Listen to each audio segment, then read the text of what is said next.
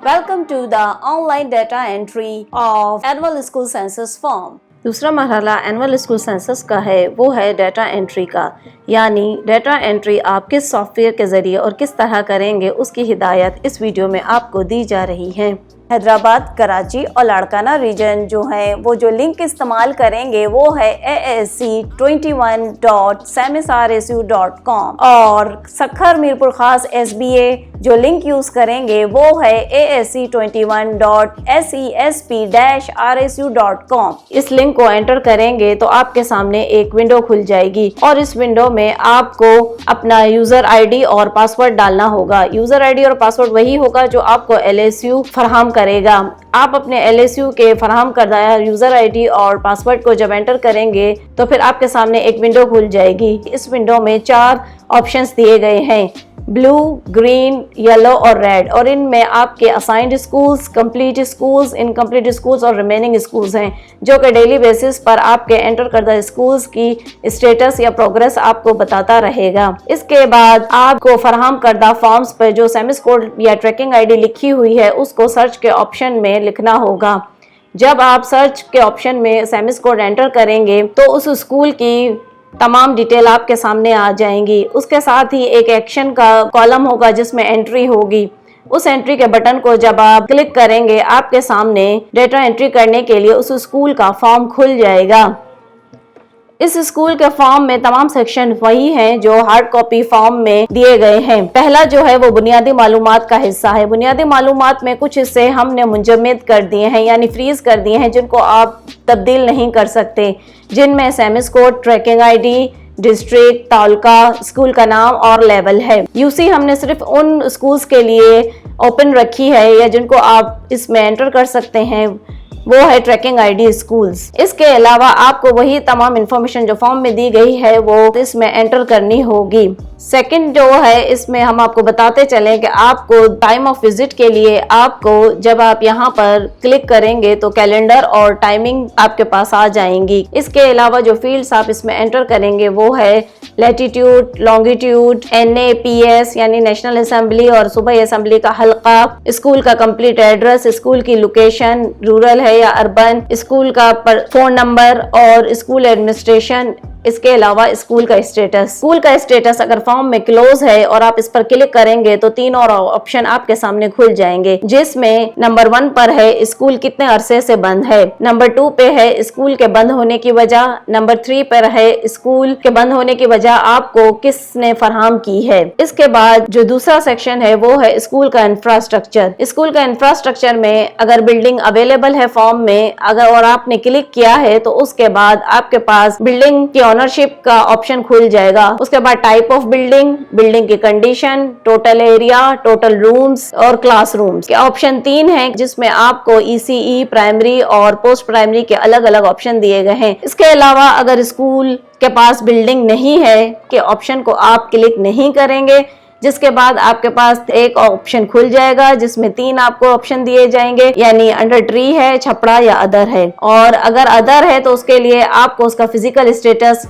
जो भी फॉर्म में लिखा हुआ होगा वो दर्ज करना होगा। दूसरे नंबर पर आपसे बुनियादी सहूलियात के मुतालिक पूछा जाएगा, यानी बुनियादी सहूलियात अगर एक से ज्यादा पानी की अगर है मौजूद है स्कूल में तो आप फॉर्म में लिखी ऑप्शन होंगे वही उसी पर आप टिक करेंगे। इसी तरीके से अगर इलेक्ट्रिसिटी किसी भी जरिए से दी गई है तो आगे फिर उसके लिए एक स्टेटस ऑफ इलेक्ट्रिफिकेशन खुल जाएगा, और इलेक्ट्रिसिटी नहीं होगी, नो इलेक्ट्रिसिटी होगी तो उसकी वजह आपको देनी होगी, किस वजह से नहीं है वो ऑप्शन आपके सामने खुल जाएगा। उसके बाद आपके पास आता है टॉयलेट्स या वॉशरूम की अवेलेबिलिटी। टॉयलेट या वॉशरूम अवेलेबल होंगे तो आपके सामने फंक्शनल और नॉन फंक्शनल वॉशरूम की तादाद के हवाले से 2 और ऑप्शन आ जाएंगे, और जब नॉन फंक्शनल होगा तो उसकी वजह का भी एक विंडो आगे खुल जाएगा जिसमें आपको उसकी वजह दर्ज करनी होगी। इसके अलावा आपको बाउंड्री वॉल की कंडीशन के 4 ऑप्शन होंगे, वो भी आपको फॉर्म में से देखकर एंटर करना होगा।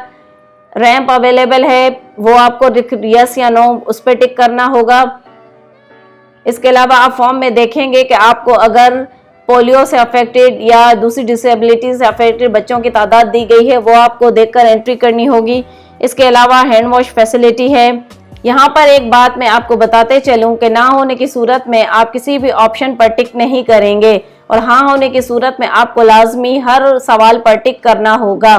अगला जो पोर्शन है वो है हमारा consolidation, clustering, surrounding branch school, adopted school की इंफॉर्मेशन। यानी अगर स्कूल एडॉप्टेड है तो आप यहाँ टिक करेंगे। टिक करने के बाद वहां पर आपसे एडॉप्टर का नाम पूछेगा। जो फॉर्म में नाम लिखा गया है आप वही नाम एंटर करेंगे। इसके अलावा आपसे ब्रांच का सवाल है, अगर वहां पर यस होगा तो आप यहाँ पे टिक करेंगे और उसके साथ ही जो फॉर्म में सेमिस कोड और स्कूल का नाम दिया होगा वो आप एंटर करेंगे। आगे आप जब देखेंगे कि एक और टेबल बना हुआ है जिसमें आपको सराउंडिंग स्कूल की मालूमात देनी होगी। जब सराउंडिंग स्कूल की मालूमात जो फॉर्म में दी गई है उसके मुताबिक अगर आप सेमिस कोड एंटर करेंगे तो उस स्कूल का नाम खुद ब खुद आपकी स्क्रीन पर नुमायां हो जाएगा। और आगे आपको टाइप ऑफ स्कूल और डिस्टेंस मीटर आपको फॉर्म में से देकर एंटर करना पड़ेगा। आगे जो है इंफॉर्मेशन वो है SEF के स्कूल यानी सिंध एजुकेशन फाउंडेशन के स्कूल, प्राइवेट स्कूल की तादाद, जिसके अलावा आपके पास टोटल स्कूल खुद ब खुद आ जाएंगे। अब जो अगला सवाल है वो है major, minor, repair and construction work details. यानी जो भी फॉर्म में आपको इंफॉर्मेशन या मालूमात दी गई है उसी के मुताबिक आपको वो मालूमात यहाँ पर एंटर करनी होंगी। अगला जो सवाल है वो है status of facilities in the school. उसके लिए आपको जो भी स्कूल में फैसिलिटीज अवेलेबल हैं और उनकी क्या हालत है उस पर सिर्फ आपको टिक करना होगा। जैसा कि आप देख रहे हैं, टिक करने के बाद ब्लू स्पॉट्स नुमाया हो रहे हैं आपकी स्क्रीन पर। सेकेंड टेबल में आपको वर्किंग, रिपेयरेबल और टोटल उन तमाम चीजों की तादाद एंटर करनी होगी जो फॉर्म में दी गई हैं। फॉर्म के मुताबिक ही आप एंट्री करेंगे। अगला सवाल है रजिस्टर मेंटेन्ड बाय स्कूल। इसमें जो फॉर्म पे निशान लगे हुए हैं आप उन्हीं रजिस्टर पर निशान लगाएंगे। आप देखेंगे कि आपके टिक का निशान ब्लू हो जाएगा और अगर वो रजिस्टर स्कूल में मौजूद नहीं है तो आप नो रिकॉर्ड पर टिक कर देंगे। Medium and medium wise enrolment, Sindhi medium होने की सूरत में सिंधी मीडियम की एनरोलमेंट, उर्दू मीडियम पर टिक करेंगे तो उर्दू मीडियम की एनरोलमेंट आपको एंटर करनी होगी और इंग्लिश मीडियम पर टिक करेंगे तो इंग्लिश मीडियम की। और अगर तीनों मीडियम या कोई भी दो मीडियम होंगे तो आपको उनकी एनरोलमेंट भी फॉर्म में से देखकर एंटर करनी पड़ेगी। आगे जो सवाल है वो है enrolment as per general register. जो भी एनरोलमेंट फॉर्म में दर्ज की होगी वो आपको यहाँ पर देखकर एंटर करनी होगी और टोटल इसका ऑटो कैलकुलेटेड हो जाएगा। इसी तरीके से आपको class 9th, matric, first year और इंटर की ग्रुप वाइज एनरोलमेंट लिखनी होगी। रिपीटर्स की तादाद आप यहाँ पर रिपीटर्स के टेबल में एंटर करेंगे।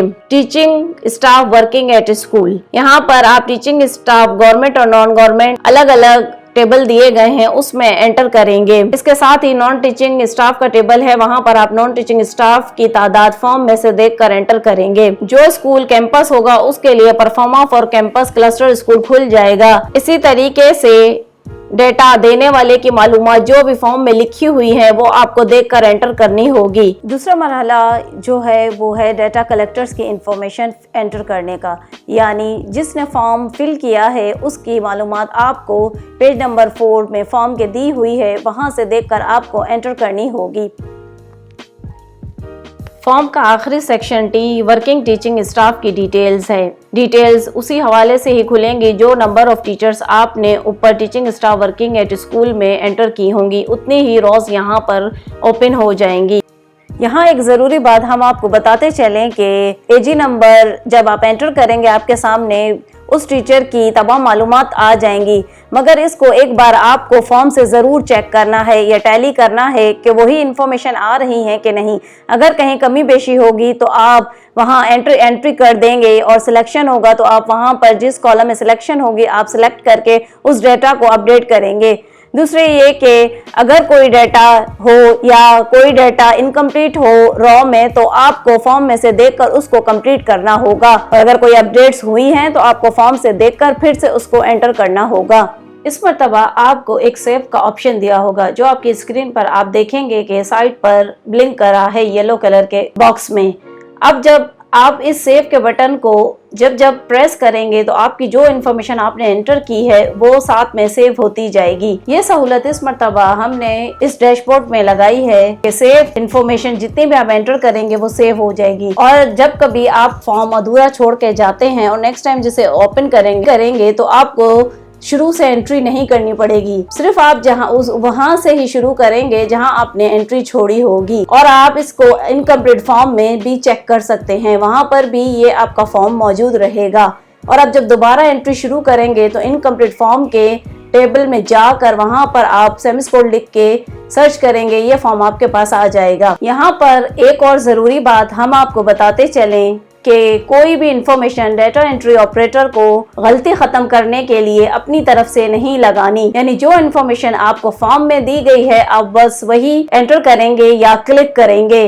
अगर किसी फॉर्म में आपको गलती नजर आती है तो आप उसे हाईलाइट या मार्क करके पेंसिल से साइड पे रखते जाएंगे और उन तमाम फॉर्म्स को डाटा कलेक्टर्स यानी एनटीएस टीचर या अपने एलएसयू को आप जमा करा देंगे, जो आपको बाद में इंफॉर्मेशन को दुरुस्त करके फिर से आपको वो फॉर्म देंगे और आप उनकी एंट्री फिर आराम से कर सकते हैं। जब आप कंप्लीट फॉर्म एंटर कर चुके और आपकी तमाम इंफॉर्मेशन जो फॉर्म में दी गई है वो आपने एंटर कर चुके हैं, सबमिट का बटन क्लिक करेंगे। सबमिट का बटन क्लिक करते ही आप देखेंगे कि कुछ सेक्शंस जो हैं वो ब्लिंक होना शुरू हो जाएंगे, यानी आपका फॉर्म सबमिट नहीं होगा। इसका मतलब है कि कोई ना कोई एरर यहाँ पर रह गया है और आपको इन एरर्स को खत्म करना होगा। यानी अगर आपने एनरोलमेंट लेवल वाइज नहीं डाली तो आपको वो चेक करना पड़ेगा। अगर आपने एडॉप्ट पर निशान लगाया है और आगे एडॉप्टर का नाम नहीं लिखा तो वहां पर आपको चेक करना होगा।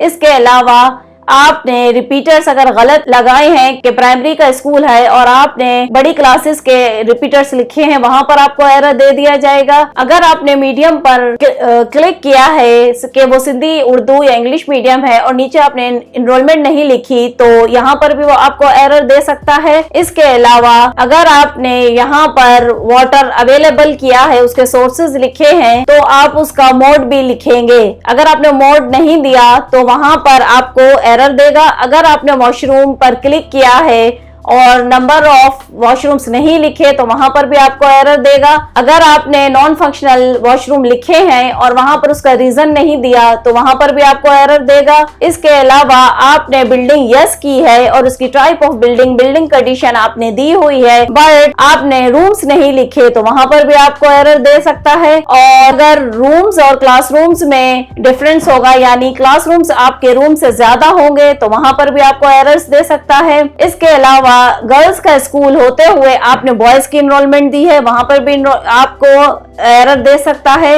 और अगर आपने लोकेशन नहीं दी वहां पर भी आपको एरर देगा। आपने क्लोज लिखा है और नीचे एनरोलमेंट और टीचर दोनों दिए हैं तो भी वहां पर एरर दे सकता है, क्योंकि सिर्फ और सिर्फ फंक्शनल स्कूल के लिए एनरोलमेंट और टीचर होने जरूरी हैं। इसके अलावा अगर आपने क्लोज को क्लिक किया है और आगे उसका अरसा नहीं लिखा, कितने अरसे से बंद है, उसकी कोई वजह नहीं लिखी और डेट नहीं लिखी या किसने बताया है आपको ये स्कूल बंद है, तो वहां पर भी ये एरर दे सकता है।